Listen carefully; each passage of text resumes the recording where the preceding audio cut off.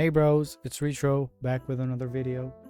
We have so many browsers nowadays that it's hard to pick one to use. Therefore, we need a criteria to measure them against.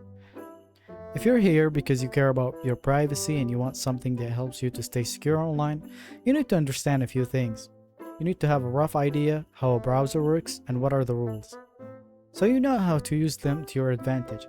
You can't just here to install Brave, install LibreWolf or something like that, and then you just go and install it and forget about the rest without knowing how things really work and why this is good to begin with, if it's good. Just like when you learn how to make anything, if you don't learn the why, you can't bend the rules. If you don't know them, you can't bend them to your advantage. And here, it's not very different. It's just browsers. There are many ways you can be tracked online in a browser. The most important one is your user agent. You can think of it as a fingerprint that is on your actual fingers, and it's a string that looks something like this. It tells the website that you're on, which browser you're using, the operating system, as well as a few other things. Now you might think to yourself, if you're seeing this for the first time, why don't I just delete it if it tells the website a few things about me and I want to stay optimally secure? Right? And that's a valid question, actually. It's a very good question. You can of course just delete it, but then the website won't know what version of software to give you. For example, when you're downloading Discord, it says download for Windows. How do they know you're on Windows? So there are a few things like that you might lose. But the actual danger of deleting your user agent completely, or the actual issue, should I say, with deleting your user agent is that you won't have one. And you might think it's a good thing until you think again. Now think with me. The only people with burnt fingerprints, they have no fingerprints on their hands, suspicious people like a KGB spy or something. So in an effort to be private, we can't be unique, and without a fingerprint, we are very unique. Because think to yourself, how many people don't have a fingerprint? Getting rid of your actual fingerprints on your finger is a very difficult process. It has to be intentional. Not many things can ruin your fingerprint. Watched a video of a YouTuber once who tried to remove his fingerprint with simple things like soaking his finger in pineapple juice or something. It doesn't work, as you might guess. So what do we do instead? If we want to be secure, private, online, we change the user agent to something so common that we blend in completely. Think of the typical Windows user who just got a computer. They have a simple fingerprint. They use Chrome, for example, or even worse, Edge. They use Microsoft Edge and they just keep it like that, and very simple, very plain. So we can just copy their fingerprint and then we would all look the same. Even if we're on Linux, not Windows. Even if we're using LibreWolf instead of Edge or Chrome. And how to do that is that there are many extensions that will change your user agent for you. And some browsers already changed it for you. If I use Brave now and go to coveryourtracks.eff.org, it's a website by the EFF, Electronic Frontier Foundation. They're a good foundation that have been really striving to spread privacy and things like that, and they have been fighting for privacy rights and even trying to help spread encryption when the government outlawed encryption that was higher than a certain bit, so the governments can crack it. And they're really good guys. But anyway, I digress. Coveryourtracks.eff.org is a website that shows you how do you appear online to websites that are actively trying to track you, and what would your traffic look like to them, and what kind of browser you're on, what kind of fingerprint you have, a lot of other things, as well as they tell you compared to other visitors that they try to track using this website. They tell you roughly what do you look like, and I mean what do you look like as in compared to other people.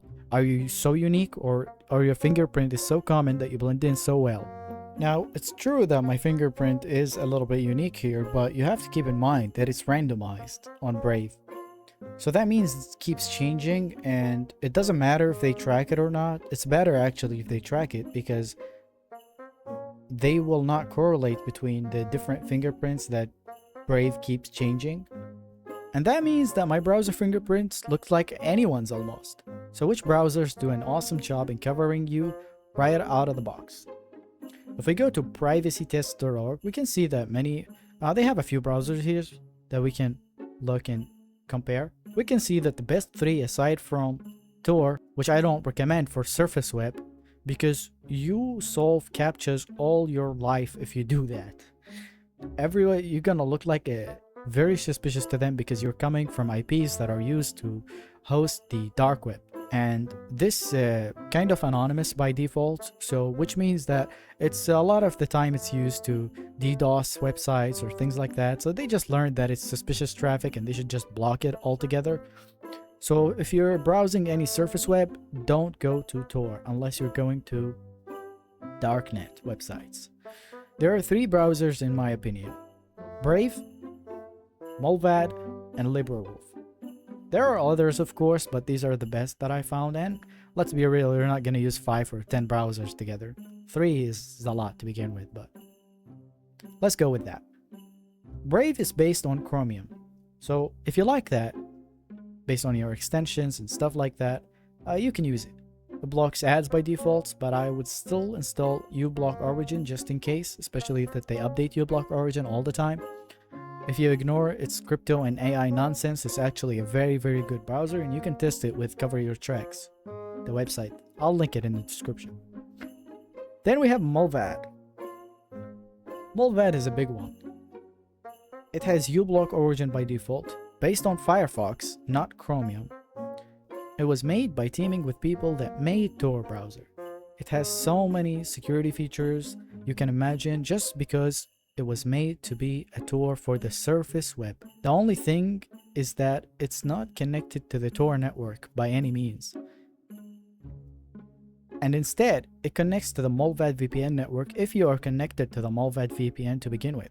So it doesn't hurt you if you're not, or you're not subscribed with them. You can just ignore this feature if you don't use Mullvad VPN, since it doesn't affect you in any way unless you're already connected to the Mullvad VPN.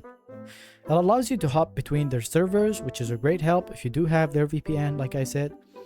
For example, your computer might say you're in New York, and in your browser you might change it to something like another country or another state or something like that, which is very helpful if you want to separate some traffic from other traffic. You can think of it as hops of Tor browser, which is not, but that's just kind of a rough idea. It limits your screen size by default, so you would look a lot like this size. So don't change the size or get full screen, so they don't get your screen size unless you want to, so that's something. But LibreWolf, on the other hand, also uses Firefox. It's a Firefox based browser. It has a strong protection against fingerprinting, but it really does a good job of hiding your tracks. I find that it works better with Bitward and Password Manager than say Brave or something like that. It's also daily drive friendly, unlike Mullvad, which is a bit annoying because it limits your screen size. It does all these privacy things to you, which privacy and convenience has always been kind of opposites. If you gravitate toward one, you will inherently stray away from the other side. So you kind of have to choose between them at times. Not always, especially when technology is improving. We're always getting better options that are easier to use, that are safer by default. It tends to log me out of everywhere, and I think this is a feature. I like it because I use password managers, and so it doesn't matter to me as much because I can just autofill my passwords and things like that. But if that annoys you, leave it alone. Use Brave if you have to. Brave is the better one if you don't like that. It's also more website friendly in my experience than Brave or something like that. I'm not sure why. Maybe because its user agent looks so normal to website that they don't treat you like a bot most of the time. Also, they don't really have to think that you're a bot. They just don't like people who try to hide themselves or their traffic, and websites really hate the fact that they can't spy on you. For example, Reddit, if you use a VPN, they would just block you straight out. Websites will be websites, and there are always alternatives if you care about a certain service. This video is sponsored by no one. If you want to help the channel, you're welcome to buy me a coffee or become a coffee supporter. I will never accept sponsors that I do not trust and use myself, and of course no sponsors on a privacy-based video. If you like the video, subscribe to my YouTube and my email list to be notified of new drops, whether they're videos or sometimes I write blogs or newsletters or something like that. As the usual, all links in the description and on my website. Until next time.